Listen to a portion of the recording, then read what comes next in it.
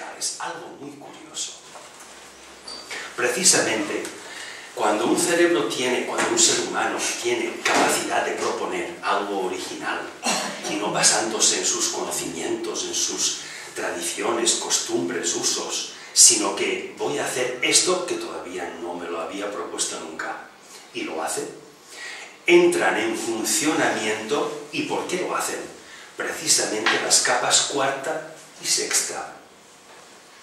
Y no solamente entran en funcionamiento, sino que aumentan de volumen, aumentan el número de neuronas que acuden a engrosar a esas dos capas para hacerlas más potentes. Pero no solo eso, sino que establecen una conexión directa entre ambas. Místicamente se afirma, aparco esta afirmación demostrada de la neurofisiología y me meto un poquito con la mística, con la filosofía. Se afirma que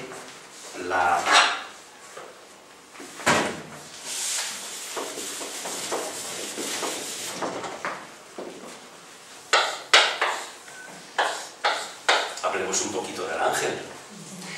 La polaridad positiva del hombre no es que sea, sino que tiende a el cuarto rayo. La polaridad negativa del hombre tampoco es que sea, sino que tiende a el quinto. Capacidad máxima de proponer, capacidad máxima de realizar, es decir, máxima capacidad perceptiva de penetrar en esos espacios inmateriales o espirituales para poder seleccionar lo que nos haga falta y estructurarlo en otro espacio. Repetimos: sonido, gravedad, electromagnetismo, creación. Polaridades angélicas. Tampoco es que el tercer rayo sea la polaridad angélica, sino que es a la que tiende.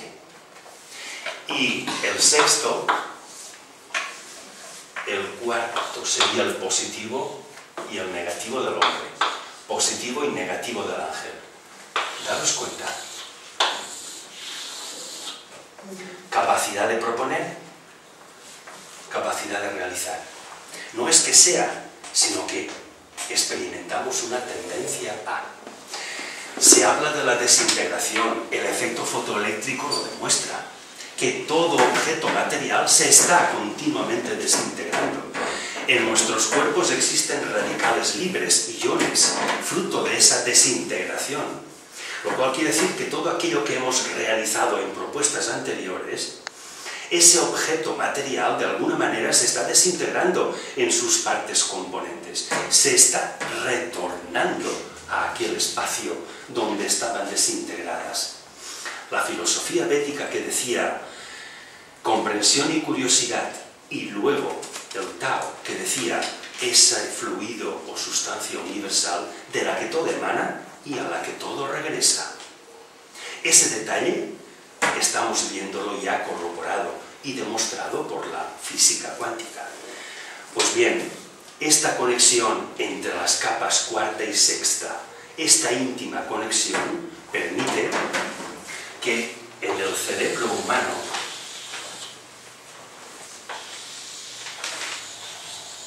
el tálamo se conecte directamente con la estructura cerebral, sin el influjo del hipotálamo. Es decir, la neurofisiología afirma que mientras la cuarta y la sexta capas corticales no estén conectadas íntimamente entre sí, el hipotálamo cerebral está actuando como aislante. No hay conexión directa entre el cerebro y el tálamo. Pero cuando estas dos capas entran en funcionamiento, capacidad de proponer, capacidad de hacer lo propuesto, el hipotálamo desaparece. No desaparece, pero deja de ser aislante. Y entonces la energía cerebral, la electricidad cerebral, se transmite directamente al tálamo. Y esto provoca una cantidad de funciones en nuestro metabolismo que no son las que venían siendo. porque los impulsos cerebrales van a cambiar. Si cambia el impulso cerebral, es que cambia la ionicidad o radicales libres de nuestro cuerpo. Si cambia la cantidad y la carga eléctrica de los iones en nuestro cuerpo, es que las hormonas, enzimas, proteínas, todo lo que nuestro metabolismo segrega, no va a ser lo mismo. Luego estamos ante un cambio en la materia, ante un posible cambio en la materia. Y este cambio tiene que ver con la afirmación mística de la Antakarana, en esa máxima percepción cerebral, o esa íntima y máxima conexión entre el cuarto rayo y el sexto, o capacidad humana de proponer y angélica de realizar. Tiene que ver porque no se ha experimentado, que yo conozca, en seres humanos, pero sí en animales. Y se ha visto que aquellos animales, primates sobre todo, que expresan decisión fabricándose una herramienta para cascar una nuez, cuando antes ningún otro primate de su familia lo había hecho y ese animal es la primera vez que lo hace, implica que su metabolismo empieza a segregar, y esto se ha demostrado con insectos, empieza a segregar dos sustancias, curiosamente ambas derivadas del nombre de Lucifer, portador de luz, una enzima y una proteína, la luciferina y la luciferasa, que al entrar en contacto con el oxígeno respirado provocan la existencia de moléculas ATP. Las moléculas de ATP son un compuesto llamado trifosfato de adenosina. Otro nombre curioso, adenosina, derivado de ADN.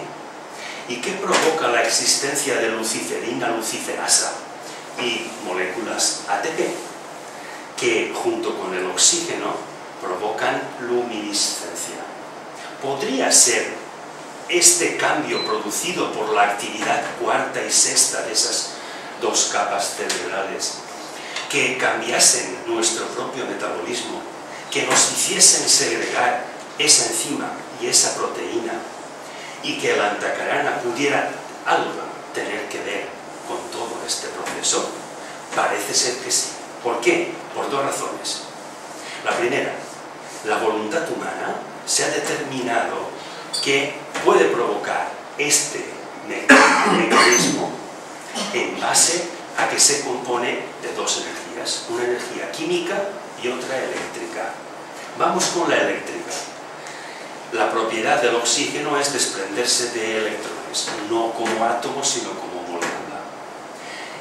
La propiedad del fósforo, precisamente, es absorber los electrones desprendidos de las moléculas de oxígeno.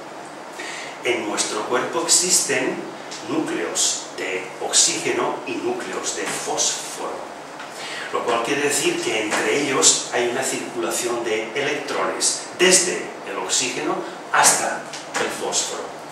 ¿Cómo se define la electricidad? El movimiento de electrones de un polo positivo a otro negativo. Luego, actuando como polo positivo el oxígeno y el fósforo como negativo, me están generando electricidad. Y esta electricidad, esa intensidad, esa cantidad de electrones desprendidos de las moléculas de oxígeno existentes en mi cuerpo, tiene que ver con esa capacidad de proponer algo original y con la de llevarlo a cabo o de realizarlo. Luego, sí que hay una conexión entre la voluntad como energía eléctrica y nos falta otra, como energía química. También se ha demostrado que al aumentar esta potencia, esta cantidad de electrones desde el oxígeno hacia el fósforo, hay otros dos núcleos que entran en funcionamiento con la misma potencia, núcleos de carbono y núcleos de nitrógeno. Y precisamente entre el carbono y el nitrógeno existe la misma propiedad que entre el oxígeno y el fósforo. Ya tenemos el círculo cerrado.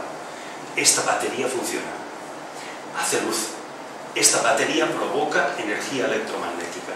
Si soy capaz de expresar esa propuesta, esa voluntad, en los espacios que correspondan, esa voluntad produce un sonido, un mantram. Ese sonido como mandato, no como invocación, está provocando una onda gravitatoria que me va a cambiar mi propio electromagnetismo entre oxígeno, fósforo, carbono y nitrógeno. Y eso me va a cambiar hormonas, enzimas, proteínas, todo mi metabolismo. Si mi metabolismo cambia, puedo suponer que mi cuerpo también va a cambiar.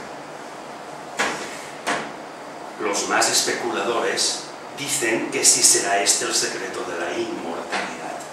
Dejémoslo ahí, en especulación.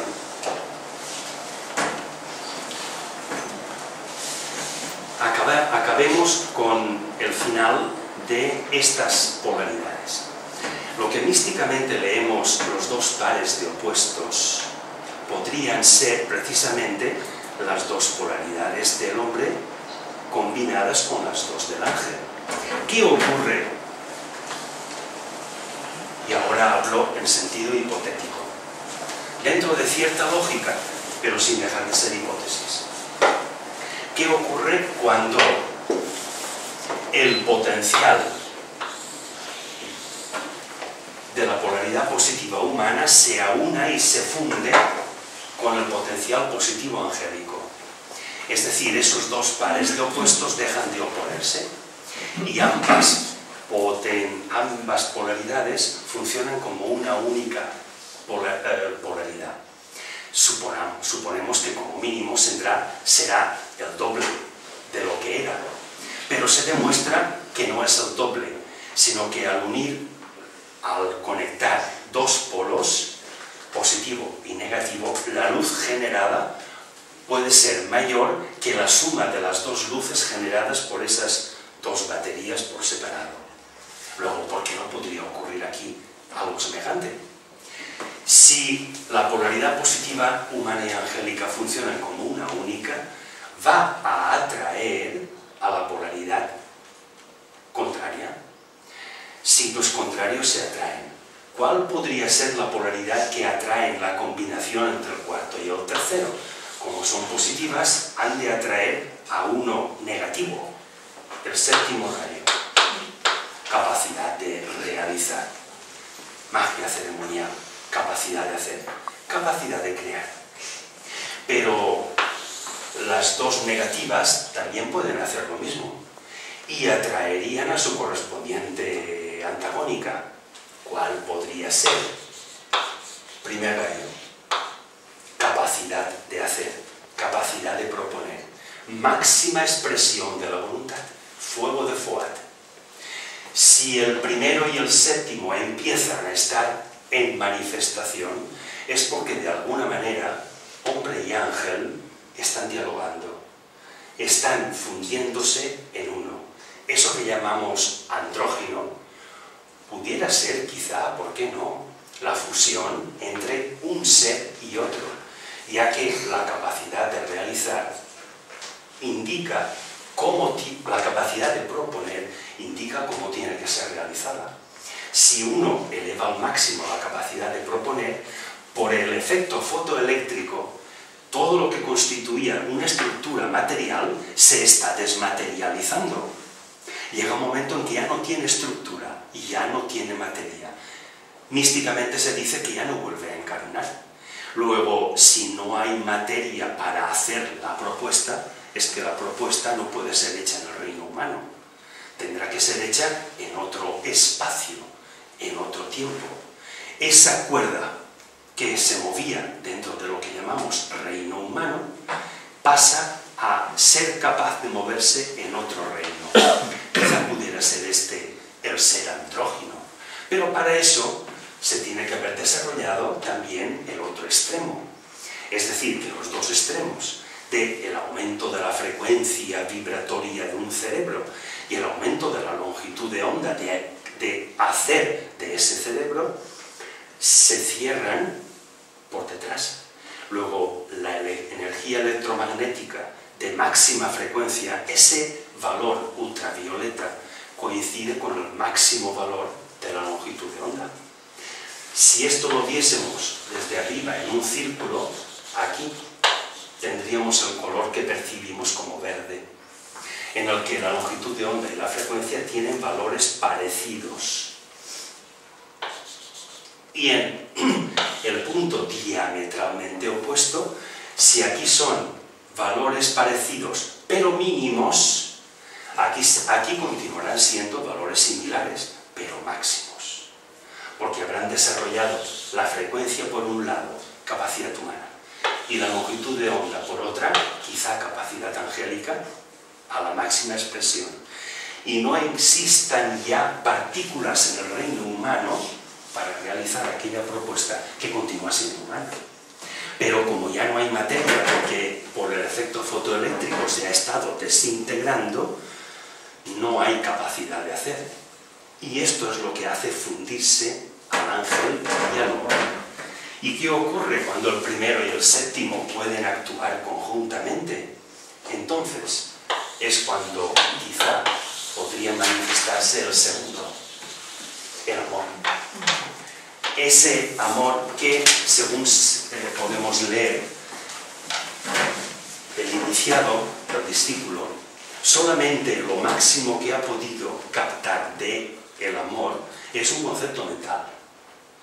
Por lo tanto, a partir de este momento podría dejar de ser un concepto mental y ser una realidad, pero ya no pertenece al reino humano, aunque su expresión y su manifestación continuarían influyendo en el reino humano, y ya que esa cuerda no abandona jamás el espacio en el que ha estado vibrando, pero crea otro movimiento en otro espacio y crea otra materia en otro espacio.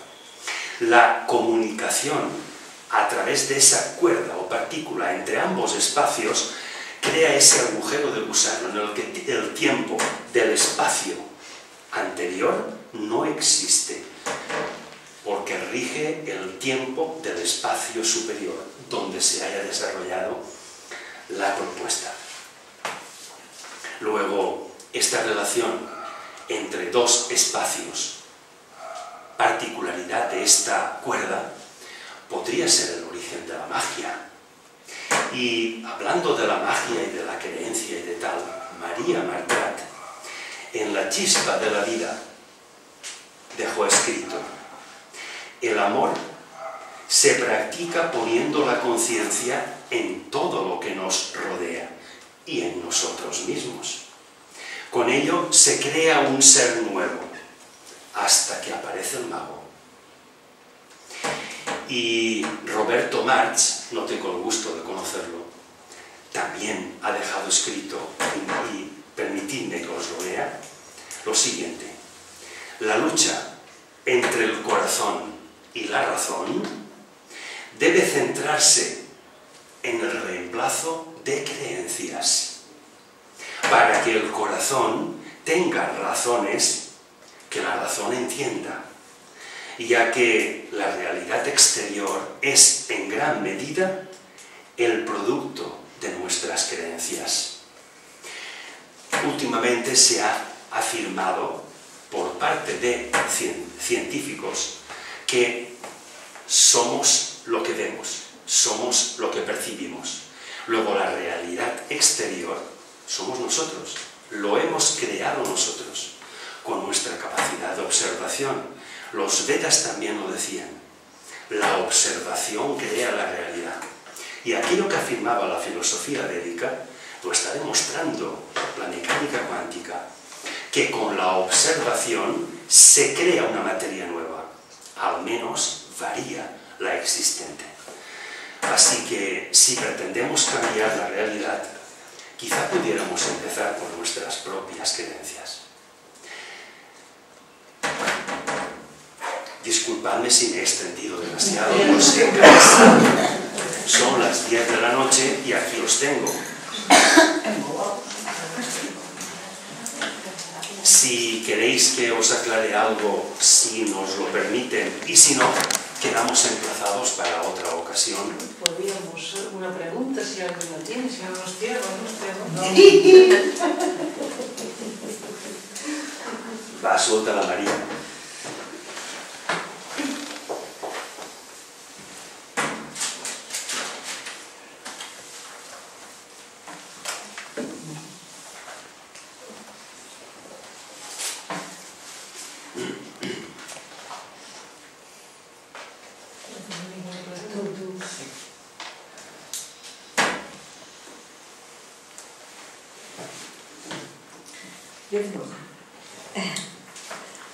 Hoy me ha costado seguirte, estoy realmente muy cansada.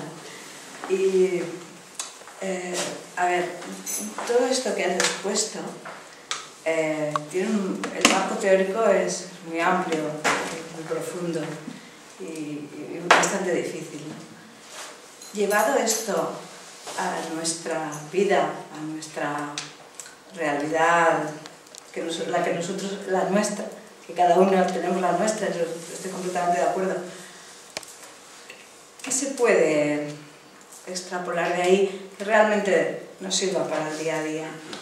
¿Qué se puede aplicar de eso en nuestra cotidianidad, en nuestra vida? ¿Dónde nos puede llevar esta teoría que has puesto? La afirmación que puede resumir la hora y media que he estado dándonos la paliza sería dos capacidades. La capacidad de proponerte algo por ti misma y la capacidad de hacer lo propuesto. Immanuel Kant estableció tres premisas que tienen que ver con esto. La primera decía, identifica qué debes hacer, no lo que quieres o lo que te apetece, no, lo que debes hacer. Es muy difícil identificar qué es lo que debes hacer, pero ahí está la capacidad de proponerte. Una vez has identificado lo que debes hacer, fíjate con la segunda, olvida lo que has hecho y lo que has conseguido. El olvido de ti mismo, la impersonalidad. Y si no te tienes en cuenta a ti, ¿qué es lo que vas a tener en cuenta a los demás? A tu entorno. Empieza a nacer el amor en ti, porque te olvidas de ti mismo y empiezas a permitir, sin obstruir, que la energía desintegradora de tu propia luz, ya que el efecto fotoeléctrico es por efecto de la luz, al ir en aumento la potencia de tu voluntad, aumenta tu energía electromagnética. Eso va a aumentar la frecuencia de tu vibración y va a acelerar el proceso de restitución de células en tu cuerpo. Y la tercera premisa de Kant, hazlo. Aquello que te propusiste, hazlo. Por lo tanto, identifica qué debes hacer. Olvida quién eres y qué es lo que has hecho. Y la tercera, aquello que te propusiste, hazlo. Luego, todo se resume a propuesta, realización. Entonces, cuando haces eso, la cuarta capa del cerebro con la sexta capa del cerebro tiene una interconectividad neuronal. Esto es lo que se ha demostrado en neurofísica. Eso se ha demostrado y al mismo tiempo, si no lo he entendido mal, el hipocampo, ¿qué le sucede al hipocampo? El hipotálamo recibe una sinapsis o una conexión deja de ser aislante eléctrica y química entre el cerebro y el tálamo. Y eso hace que tu sistema nervioso no funcione igual. Y si tu sistema nervioso no funciona igual, empiezas por no respirar igual. Porque tu corazón no va a latir igual. Y tus pulmones tampoco van a respirar igual. Pero hay otra consecuencia. Y es que en la atmósfera, aquí, fuera, en cualquier lugar, existen iones con una carga eléctrica que se afirma que solamente las personas espiritualmente muy evolucionadas, científicamente consideradas como perceptivas, es decir, capaces de percibir lo inmaterial, solamente pueden aspirar y entran en nuestros pulmones, pero no los podemos sintetizar, igual que entran, salen, como residuo. Sin embargo, estas personas que han desarrollado esa capacidad de proponer y realizar, se sirven de estos iones. y lo cual quiere decir que los incorporan a su cuerpo y su metabolismo no es el mismo, aunque aparentemente su forma externa sea así. Pero su ritmo cardíaco ha cambiado, su ritmo respiratorio también, y todo su metabolismo en general. Gracias. De nada. Respecto de lo del sonido que has dicho antes, la palabra hablada podía modificar también ese sonido. Las palabras altisonantes, las palabras con cierto tipo de intención. ¿Podía ser? La energía de la palabra es la intención con la que la pronunciamos. Por lo tanto, la palabra, el sonido que sale de nuestra garganta va acompañado de la energía electromagnética de nuestra intención. Ocurre que parece ser que nuestra intención no se corresponde siempre con lo que hacemos. Se afirma que el ser humano es el único, dentro de los 4 reinos, que puede hacer algo distinto de lo que está pensando. Ello que provoca la existencia de 2 zonas en nuestro cerebro totalmente contrarias una a otra. ¿Por qué? Porque se están cargando eléctricamente de la misma ionicidad. Y eso provoca constantemente cortocircuitos. Entonces, la palabra expresada que no acompaña a la intención, que también es expresada, está creando cortocircuitos primero en nuestro cuerpo, porque estamos exteriorizando algo que no se corresponde con nuestro interior. Es decir, nuestra proposición no se corresponde con nuestra realización. Si hay correspondencia es porque una es mayor que la otra, indudable.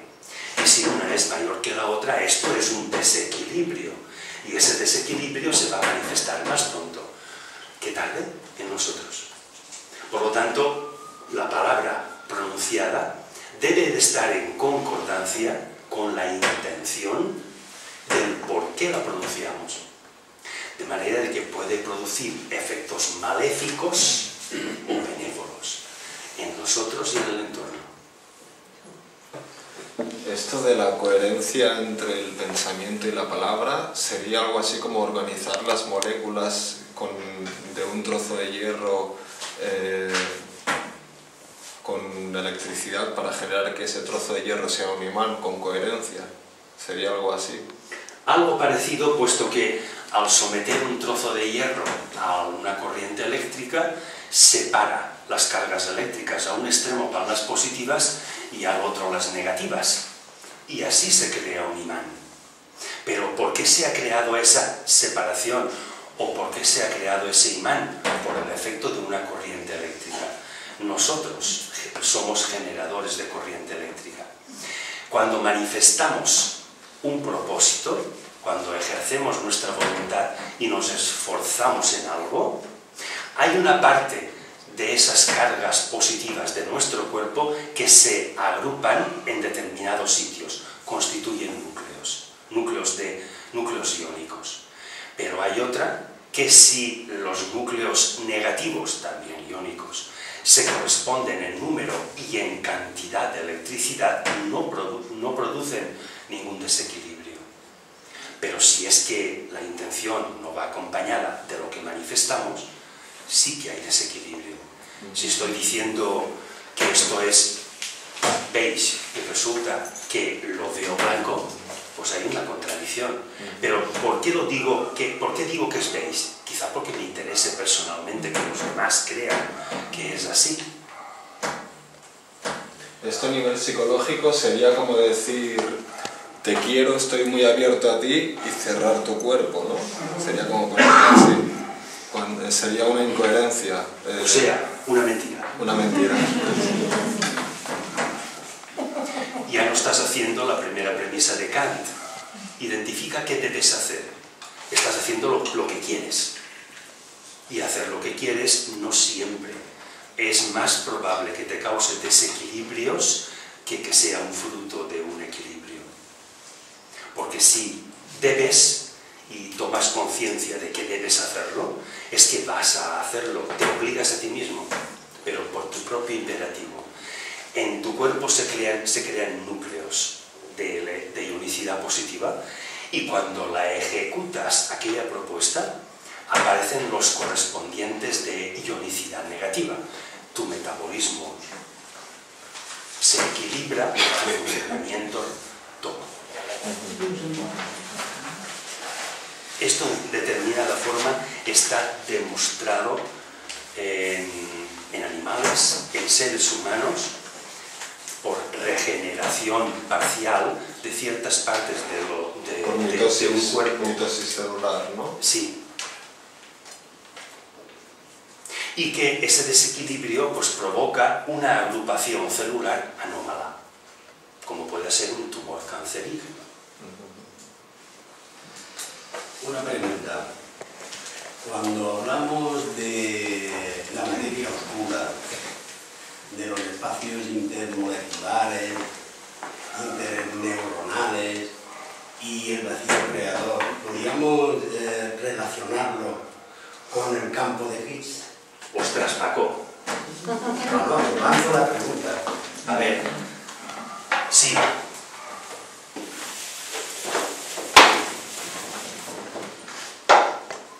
Os lo diré muy cortito.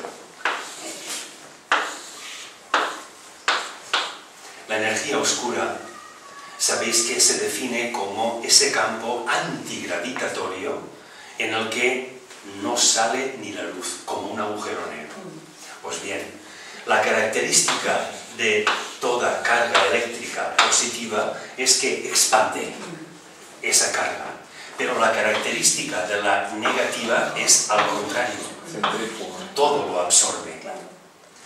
Pues entonces la energía oscura es ese espacio en el que predominan más cargas eléctricas o iones negativos que positivos. Y no hay que ir muy lejos para encontrar energía oscura. Lo que ocurre es que más allá de nuestro universo se encuentran agrupaciones inmensas de años luz de distancia en las que esa enorme carga eléctrica negativa absorbe tanto que no sale ni la luz, es un agujero negro. De ahí que sea un campo antigravitatorio, efecto contrario a la gravedad. La gravedad nos mantiene pegados al suelo, la antigravedad nos elevaría. ¿Por qué? Porque absorbe. Bueno.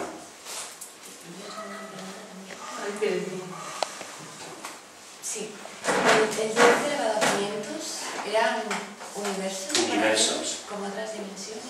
Universos que podrían estar formados y tener existencia simultánea de acuerdo a la teoría de cuerdas, de acuerdo a esas 11 dimensiones, 3 espaciales externas, 7 internas y el tiempo.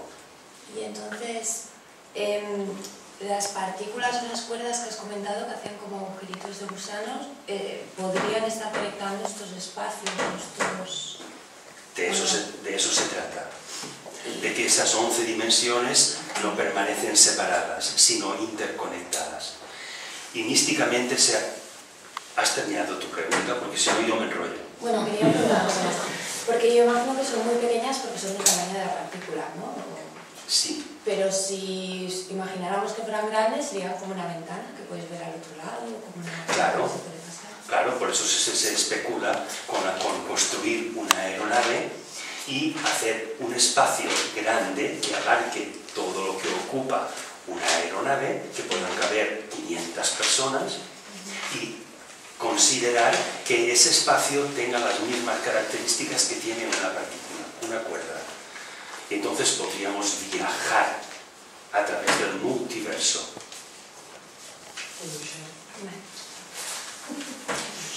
¿De qué manera un electrón se transforma en onda y vuelve en dos ondas y vuelven esas dos ondas a transformarse en electrones?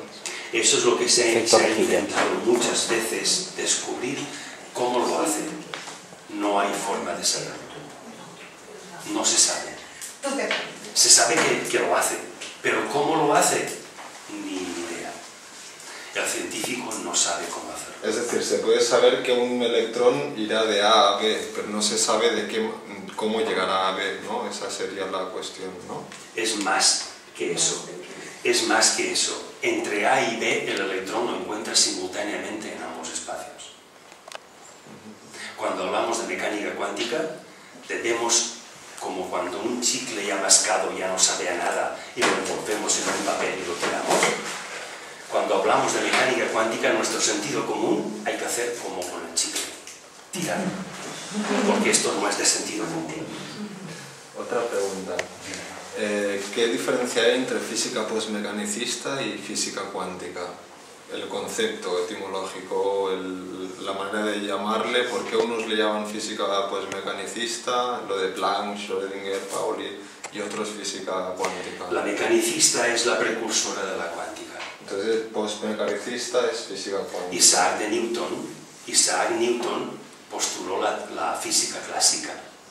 La mecanicista es la precursora de la mecánica cuántica, en la que se postuló que existía algo mucho más pequeño que el átomo.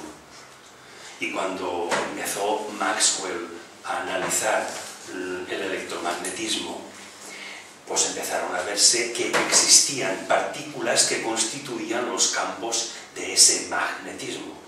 Igual que había una partícula que Einstein dijo que era el fotón y lo tacharon de loco y revolucionario, y este no sabe lo que dice porque entonces era muy joven, recién licenciado.